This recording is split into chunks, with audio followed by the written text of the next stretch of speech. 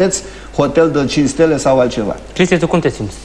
În ce stat? Perfect de acord cu domnul Izvoranu și reiau, știi, am început și eu, când mă tot chem în emisiune, am și eu anumite teze pe care le reiau, știi, cum fac ăștia. Enunță-le. Deci, eu vreau să-mi fac o afacere, da? Eu oricine, da? Vin la domnul Izvoranu, domnul, dumneavoastră aveți investitori acolo, nu știu ce. Ce-mi cereți? Un business plan, da? Mă duc la bancă. Ce-mi cere? O strategie, un business plan, da? Păi frate, unde e business planul României? Pentru că mie statul, ce-mi zice statul, da? Bă, tu dăm banii. Eu pot să zic, da, unde ți-e business planul? Ce faci tu cu ei, da? Mie statul zice, plătește-ți impozitele. Dar de ce să-ți plătesc impozitele? Unde ți-e business planul?